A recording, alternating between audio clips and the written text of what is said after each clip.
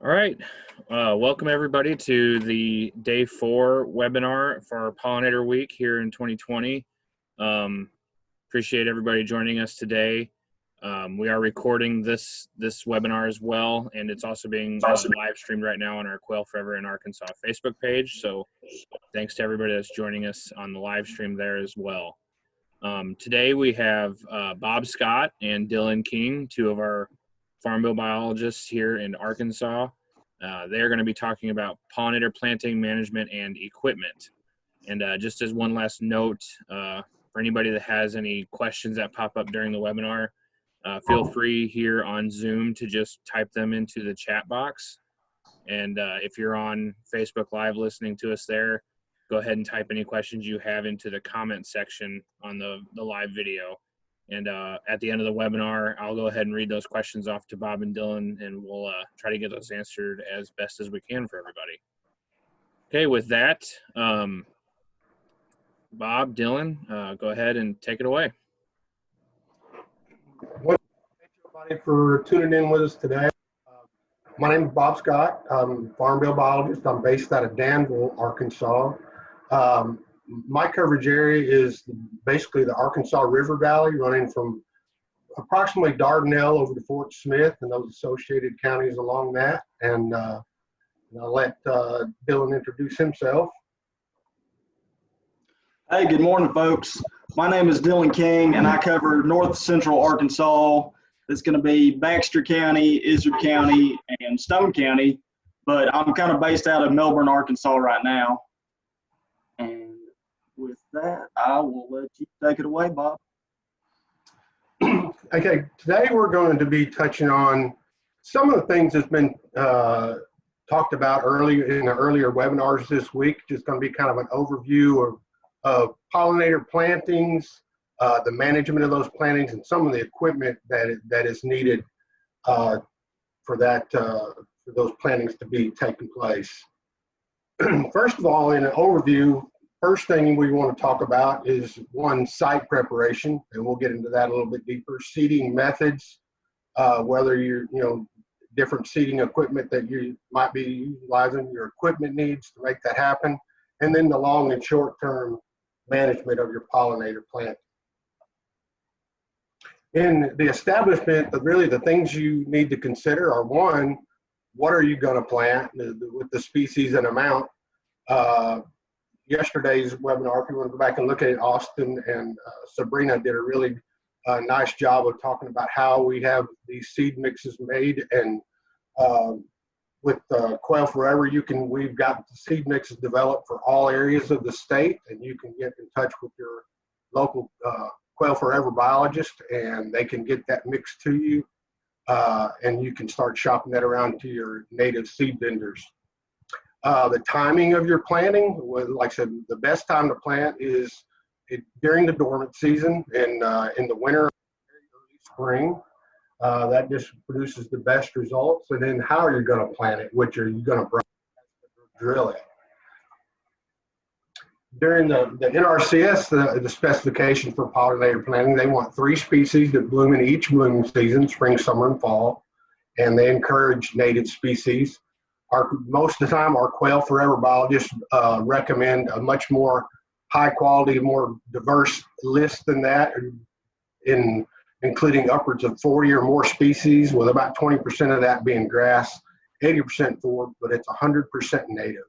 Our planting mixes are designed for the area or the county and the area that you're going to be planting, and they're all native to that and known to occur in that area. So it's good to get with your QF biologist to get one of those seed mixes if you're planning on a pollinator plant. Here you can kind of look at some of the species and when they are blooming. Like I said, we develop those mixes and include many of these plants in those mixes. So we have a really diverse native mix that, like I said, that's got something flowering throughout the entire spring, summer, and fall seasons. Probably one of the most important things is your site preparation. There's a lot of things. This can be the failure of a planting without doing good site prep. the key is to completely eliminate or reduce any competing vegetation. You can do that with starting it with mowing or haying, and prescribed burning, and of course chemical applications, because you want to have at least 50% of the ground to be completely bare, but even more than that is better. You like to see 75 to 100%. So you're just placing seeds on completely bare ground. So however many chemical applications it takes to do that, just be sure and take your time. And like I said, that's one of the big keys to get a successful planting is in site prep. There's no need to add fertilizer or lime or anything like that. The native plants are there; they're suited to the soil type where you're going to be planting them, and just adding this kind of stuff can increase competition and cause your plantings to fail. Removing residue is very important. So you can, like I said, do that through prescribed burning, close mowing or haying, and in some places you can actually just graze that ground completely down as close as you can before you start applying your herbicide that you need for whatever you're trying to remove. But the residue does need to be removed so it's not choking out your planting. The timing for when you're going to plant, like I said, dormant season is the best. Seeding in December and January is a very good time. You can move that into the very early spring if you have to.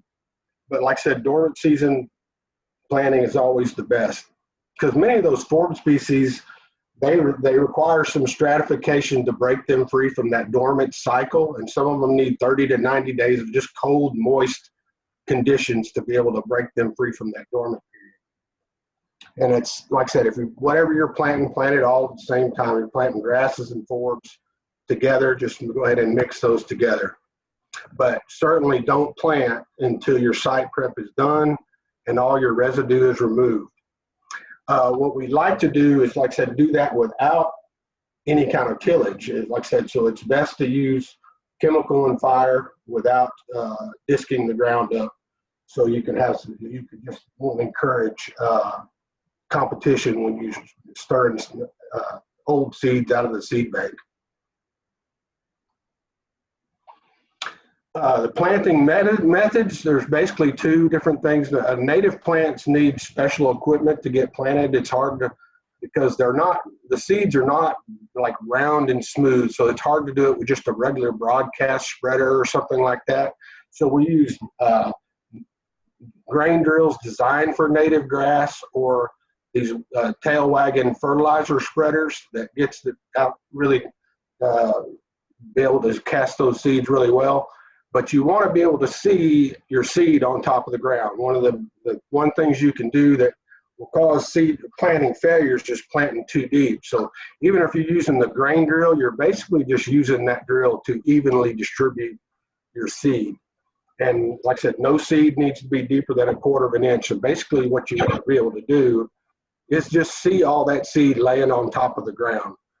And when you're getting ready to, like I said, calibrate your planter, you can actually just run either one of those over a tarp and just kind of visually take a look at your seed distribution and coverage, because you want to be able to have about 25 to 30 seeds per square foot is designed to have the best coverage and best possibility of success. Hey Bob, if I may interject, Sure. With that real fluffy seed, this seed is something else. It's way different than what we're used to planting. What I've noticed with this real fluffy seed is that you really can't plant it too shallow, but you can definitely plant it too deep. Absolutely. If you can get it on a cold, even a snowy day, sometimes you won't even need to take a flat roller over it. But as long as you have that good seed to soil contact, it should be pretty set for success. Right.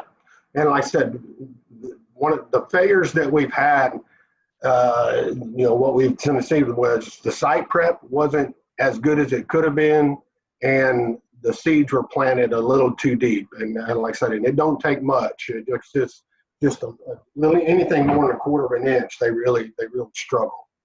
And if you need to in your cedar, you can actually also use a carrier like sawdust or rice hulls or something to facilitate those seeds coming out of the planter a little better. And but like I said, the key is don't plant it too deep. On the planting methods, like I said, you can kind of see the seeds vary greatly in size, shape, and configuration. And like I said, it's not like planting like what you're used to in your deer food plots with winter wheat. It's all smooth and comes out. So you've got to have these seeders that are designed to plant this native seed, because they're odd shaped and they have little points on them, and they just don't feed through a normal cedar very well. And like I said, you want to test your planter before you start going into your field. Like I said, and the tarp is the good way to do that, to be able to make sure that you've got not just even distribution, but a good mix of the different kind of seeds that you're trying to plant. And with that, I'll turn it over to Dylan, and let me get where we can. Okay, I think I've got control, Bob. Okay. Well, I'll take it over from here as far as after seeding management. And like I said, or like Bob said, the site prep is one of the more underrated parts of planting this pollinator habitat. And I know from experience, I've got the same issue. This spring, I got too excited and sprayed out some weeds and some grass with glyphosate. I did one round, and I got real excited and planted my milkweed and everything, my purple coneflower, and I'm fighting grass and weeds. I'm fighting a lot of Bermuda, and it's really taken over. And now I'm sitting out there every day trying to pull weeds and grass, and like I said, that site prep is one of the more underrated parts of the whole process, and maybe because it's just so different from how we're used to planting our food plots and other grasses. But like I said, from experience, I can tell you that I've had the same issues too. So, like I said, I'll be taking over the new seeding management. So you planted in the wintertime, hopefully in the wintertime, and you've waited 2-3 long cold months. Now it's springtime and you're sitting out in your field looking at your new seedlings coming up. Now what do? Your new seeding is going to look a couple different ways for each site, for each piece of property. It could, like we have on our left, it could come up like that and look picturesque, like you see in most media, like you see in most movies and magazines and everything. Or it could look on the right. It's going to look pretty weedy and just not pretty. But there is a way to manage that, and either way, there's no need to worry, because you can think of that pollinator plot as kind of a long-term investment. It's kind of like a fine wine. It's going to age and get better with time. And I'll be honest, it's going to take 2, 3, 5 years to look how it is on that left-hand side over there, on that very picturesque piece of property right there. It will take time. But as far as like management, you're going to need management throughout. We typically recommend, at least here in Arkansas, burn your pollinator patch every 2 to 5 years. And you're going to hear every biologist say, it depends. If you want to burn, mow, disc, it just depends on every site, what your management goals are, and what equipment you got on you, to where depends on what you can do on that piece of property. But typically you're going to want to burn after that first winter, or burn it that winter. I typically like to see folks burn in the cold weather months. It's going to it's going to push back some of that vegetation that's trying to take over and shade out the pollinator plot, and it's going to really help stimulate the forbs and wildflowers you got growing or trying to grow. And it's going to, doing that winter burn is really going to clear out a lot of that old dead leaf litter that you got laying around. And burning is great, and mowing is another option if you don't have the equipment or the time to do it. Mowing, there has been research done in Iowa showing that mowing can lead to the success of a pollinator plot as far as pushing back unwanted vegetation. It can kind of stimulate some wildflowers to come back up, and it can really increase abundance and quality of your pollinator plot. So like I said, burning after that first growing season, you're going to want to do it in your cold weather months. And like I said, it's going to kind of reduce any dead vegetation that you already got on the ground. And it's going to increase sunlight getting to the ground, and it's going to really open up that bare ground.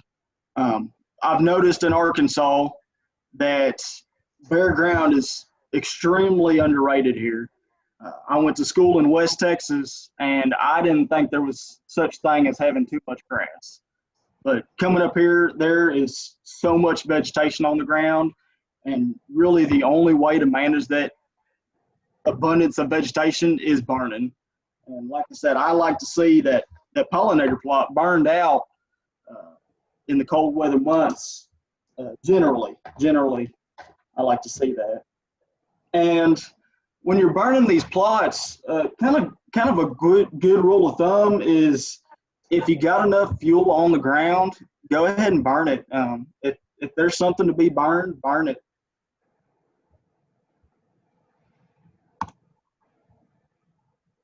Like I said, these are some pollinator plots we did, and you can see, these fires are going to be a good hot fire, but you can see how much vegetation is still left up. There's enough on the ground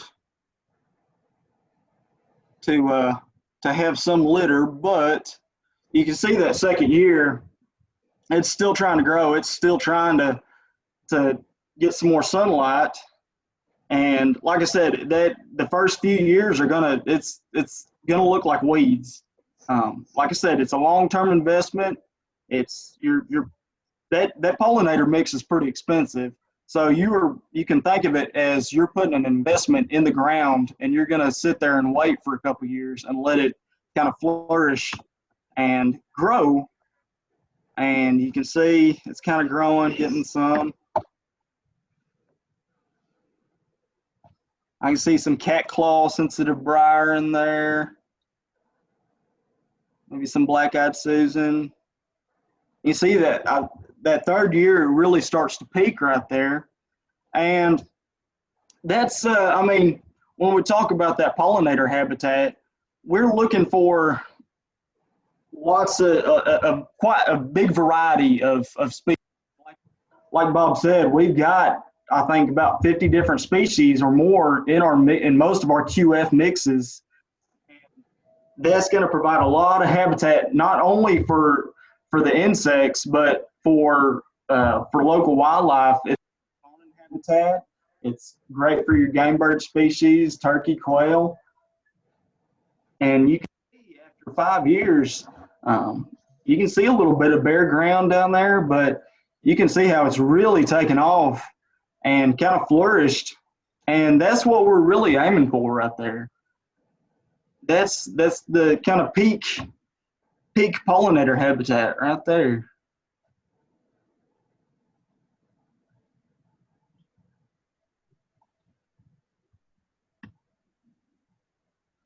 And so, like I said, you're going to hear every conservationist, every biologist say, well, when should I burn? It depends. It really does depend. And this is a handy little chart. This kind of talks about, even if you're doing site prep, this is a handy little.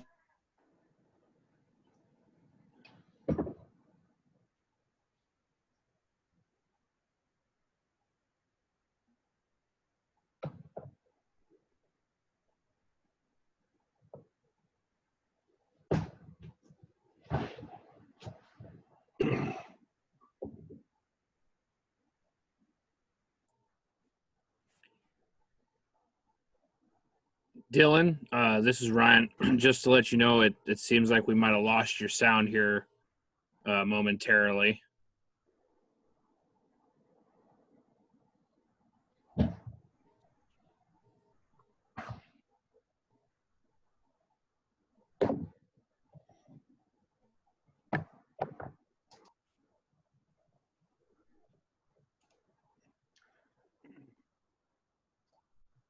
Ryan, I think we've lost Dylan completely. I'll continue on, and like I said, we're almost completed anyway. But Sure, if he joins back on, we'll let him. He can jump back in. Thanks, Bob. Some of the tools that that you might need to after you've got your pollinator planting in the ground and you're looking to management is basically you're going to manage that planting through prescribed fire. And so, like I said, just pictured here, or just like I said, one handy thing to have is a drip torch. Basically, it distributes it drops fire with a diesel and gas mix. Lets you cover a lot of ground and put a lot of fire on the ground. A good fire rake that lets you put in just a hand line for a fire break, and then what they call a flapper, which is basically you could just walk along grass and smother that fire out. But those are some of the handy tools that you might need to manage your planting once you got it on the ground. Once long-term management, like I said, we're going to maintain the forest community. We're basically talking about prescribed burning, and you need to develop a burn plan before you start burning. And your Quail Forever biologist can help you develop those. And like I said, but it just lets you know the conditions that you need to burn and the timing to do that. And you use that just to control the undesirable woody vegetation, some invasive plants, or you might need to also spot treat some with herbicide if you had some residual stuff that you were originally trying to get rid of. And like I said, one of the things that we really battle here in Arkansas is Bermuda grass. If you don't get it all, it will start to come back, and you've got to really fight that on an annual basis to keep that coming back into your planting. Like we said earlier, fertilizer and lime and not needed. Like I said, fertilizer, it can actually be detrimental. It can cause your excessive competition in your planting, and like I said, choke out the stuff that you're trying to get planted. But like I said, a soil test is good, but like I said, most of the time you won't need to do any soil adjustments because the plants are developed. They grew in that habitat naturally, and they should take off without help.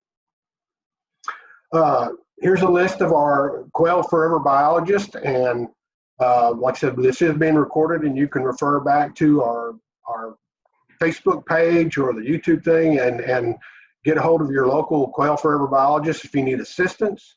Also, like I said, we've got coverage areas, but we'll pretty much go anywhere to help anybody. And so just give one of them a call, and we'll get a plan together to look at your property and help you out with your pollinator plantings. And with that, we'll take any questions.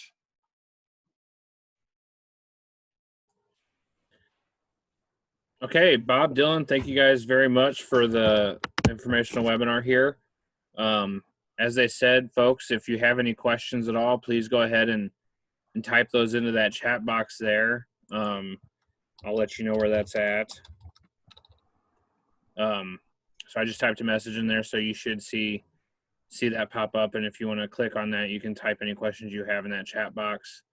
At the moment, there was one comment / question on the Facebook live feed. Elsa said that they often recommend doing soybeans for a season and then broadcast seeding seed into the soybean stubble in December. True. Like I said, and especially like I said, I've got some landowners that are actually they're growing soybeans, and they're going to convert that to a pollinator planting. And our recommendation with them was just plant your soybeans just like you would, and use your herbicide on your soybeans, and don't change a thing. And just after you harvest, you're basically looking at good site prep already, because it's firm, bare ground, and you can seed right through that. So yeah, absolutely.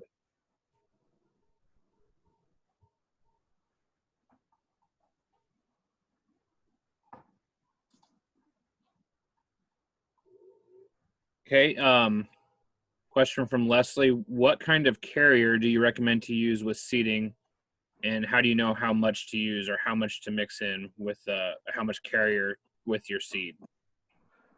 I like Rice Bran, and what you do is when you calibrate your, each seed mix will have we develop those seed mixes as seeds per square foot, and then you can figure out how many pounds of live seed that you'll be putting out through and then you can use that carrier to make sure that when you're calibrating your drill, you go ahead and mix your seed with your carrier, and you can kind of see what you need to set that on. But like I said, it's usually almost in the drill, it's almost like a 50-50 type thing. But you just have to measure your seed mix and rotate your planter to collect seed from how much it's going to drop with every rotation, and so basically it depends on how much seed you're putting out. But Rice Bran is a good carrier for that. Yep, I agree with that. That works well. Some other carriers we've used, like Bob mentioned before, sawdust. You can buy that compressed fine pine shavings. It's basically just sawdust from a lot of farm and home stores. They use it for like horse bedding. That can work well. So you can mix it with potash. We don't really recommend using fertilizer, but mixing it with potash to spread doesn't seem to hurt anything. We're often good to go with that one. There's a whole bunch of different carriers. The one thing that we don't recommend doing is don't mix your seed with any type of grain carriers, like cracked corn, cracked milo, anything like that. That's going to be an extra attractant for either rodents or birds to come in and carry away or eat that seed, plus maybe some of your seed mix that you paid for. So we try to avoid those things as much as possible. So use some kind of inert carrier to be able to help spread that seed. And sometimes we do recommend, if you're doing a broadcast seeding, that you go at least 50-50 by volume. So not necessarily by weight, but by the total volume of the seed versus a carrier have. But you might want to consider going up to like 3 parts seed carrier to 1 part seed by volume. It's always better to make sure that you mix enough carrier in there to make sure that you can cover your entire area with the amount of seed that you have. And it's better to have to go over the area twice to keep spreading to get rid of the rest of your seed, as opposed to not mixing. And it is to run out. Yeah, absolutely. Running out before you cover the whole area. Yep. Okay. Next question. Kim asks, who is over Pope County?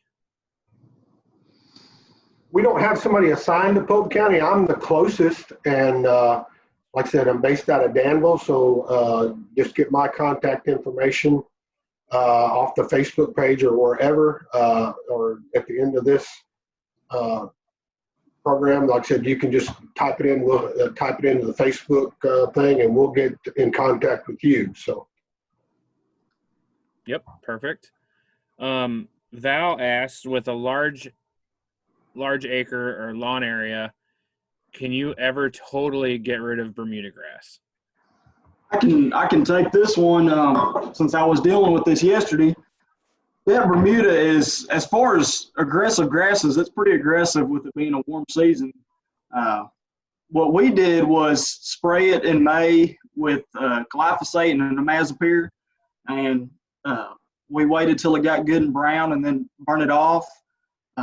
Like I said, that Bermuda is really aggressive, so you may still have spots, but just check and see if you see any Bermuda out there after you plant, and it's, I mean, you're going to want to spray it out pretty quick.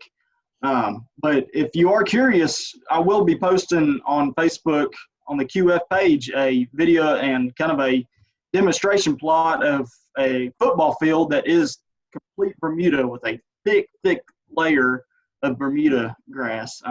So we've been working on that, and that's going to kind of be a development this year. So stay tuned to QF in Arkansas on the Facebook page for updates on that. And Bermuda grass, it's hard to get rid of it with a single application. You're going to have to make multiple applications of herbicide to get rid of it.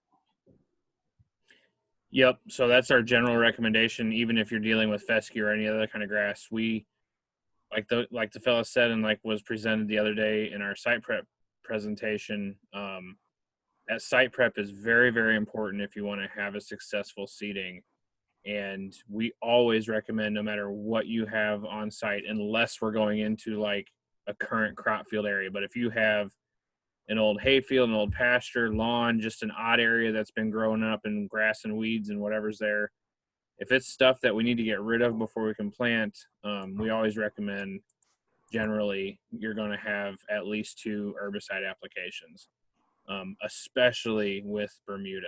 You need to spray it once when it's actively growing, try to get that burned off, get whatever seeds near the surface to germinate, or whatever plants don't completely die with that first herbicide application, and then we'll want to spray it off again.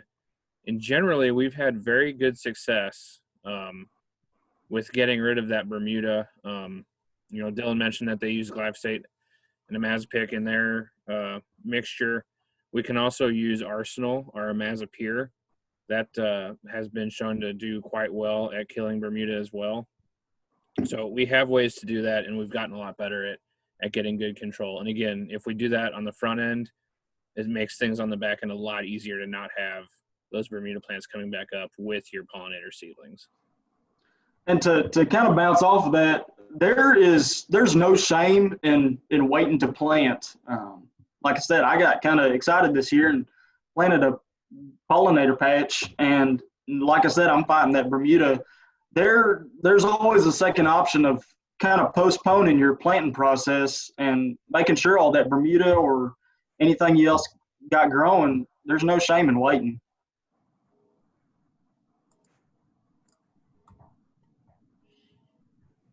All right, good questions. That was all I had at the moment for questions. We'll give everybody another minute or two to try to type anything in. Bob, do you want to outline? So when you were talking about seeding methods, you had a picture of a drill, and then you had a picture of a pendulum broadcast spreader. Are there other maybe more non-traditional methods to plant these seeds, or other types of broadcast seeders that work well too? Just the regular broadcast seeder is a little bit harder to use because those seeds stick together. If you're planting a small area, you can literally do it by hand. You mix your carrier with your seed, and you can basically even do it throwing it out by hand and get good coverage. But that's the only 2 that we have traditionally used so far, and prefer the pendulum seeder over the drill, just because sometimes the drill gets a little too deep, especially in soft ground. And like I said, you want to be able to seed those seeds on the surface. So you basically are using your drill as just a seed applicator, not necessarily cutting into the ground and burying seeds at all. Yep, absolutely. And the pendulum spreader is by far my favorite method as well. And thankfully, we have access around the state here in Arkansas to several of those pendulum spreaders. The Arkansas Game and Fish Commission private lands folks have those pendulum spreaders scattered across the state. So as you need those, you can either work through any of our Quail Forever farm biologists or with your local AGFC private lands person and get access to those pendulum spreaders to help plant these areas. There are some other options for some non-traditional. And there's no charge for using those. Right. Yep. no charge for using that equipment. And they do have drills available too, but again, I really like using the pendulum spreaders. It's faster and easier. Not as much or hardly any calibration to worry about, really. You just have to get some bulking material to use those. Really, when it comes to broadcast seeders, the big important thing for this native seed is any type of broadcast seeder that has an agitator inside of it to keep that seed mixed up and flowing through the opening can work. Those pendulum spreaders just do a better job of like actually throwing the seed out and getting a broad width on the seed spread. Sometimes our typical just disc spreaders that have the spinning disc at the bottom, you're not going to throw that seed very far. You might only get like 5 or 6 feet of coverage, but they can be used as long as there's some kind of agitator in there. And we can get creative if we don't have access to some of those things, or if you don't have access. We've used air spreaders that might be available through local, farm co-op type places. You can have it mixed and put in with like potash and spread it with a fertilizer buggy. Those things spin really fast and throw stuff out really well.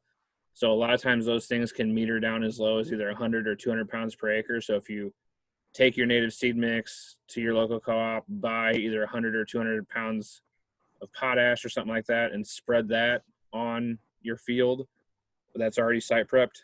You can spread your native seed that way.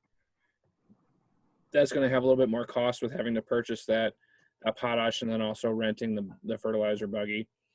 For folks out in the Delta that are planting large areas, we have actually in the past had people fly on their native seed by airplane. So these folks that do airplane seedings now for like cover crops and whatnot, they can also do airplane seedings on these native plantings, and we've had good success with several of those. And I was actually quite surprised when we asked about that and had that done a couple times. They can meter their seed meter down to like 2 pounds per acre. So they can take these native seed mixes and spread it out as is without even having to bulk it up, and plant it at a rate as low as 2 pounds per acre on this stuff. So, that's not something that we expect to have to do very often or have to use that option, but it is an option out there for people with larger fields, maybe going into like CRP or something like that want to plant these natives out there too. Let's see. Okay, I still haven't had any more questions come in. Before we just let folks go, I am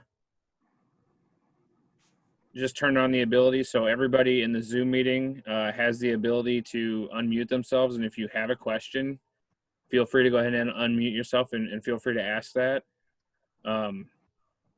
Kim just had a question come in on the chat. Do you help landowners with control burning? We have a habitat crew that can assist with that, and like I said, we just need to.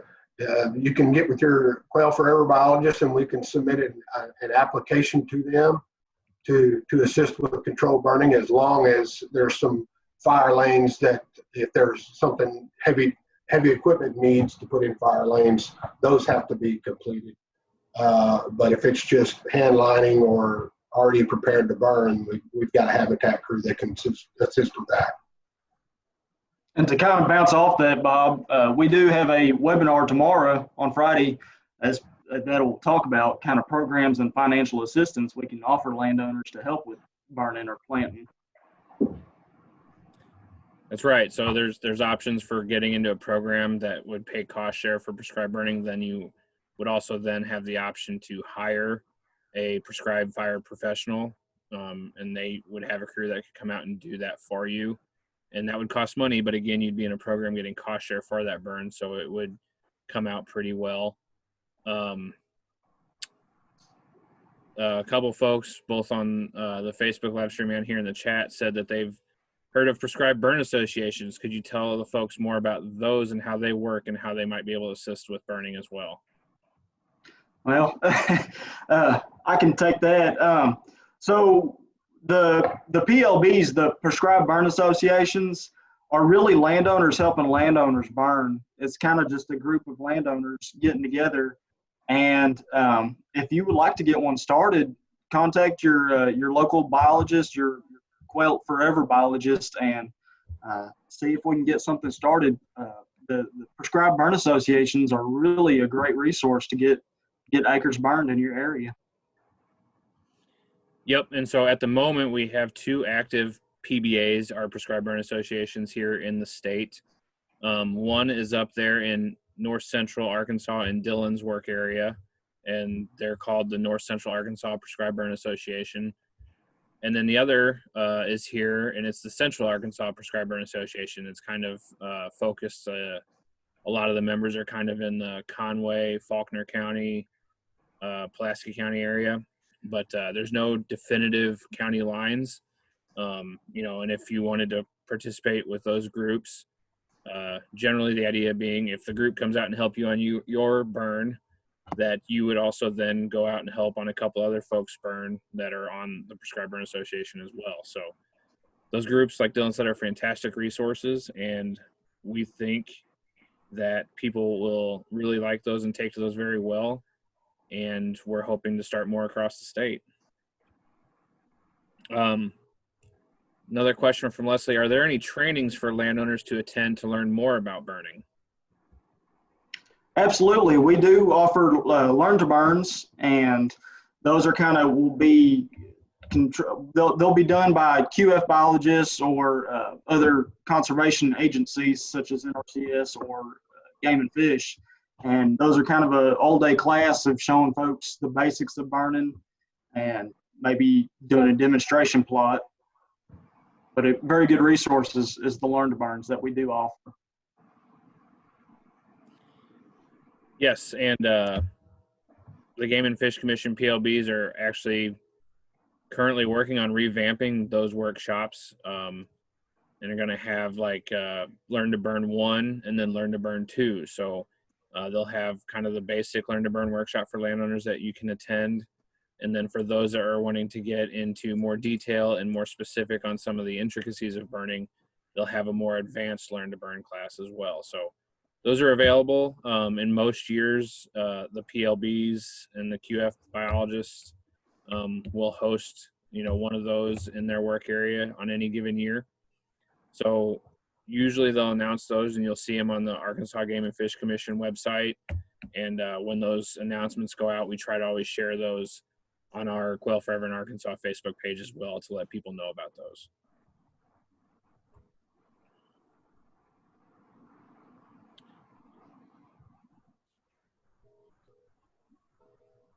Okay. Give one last call for any final questions that might come in.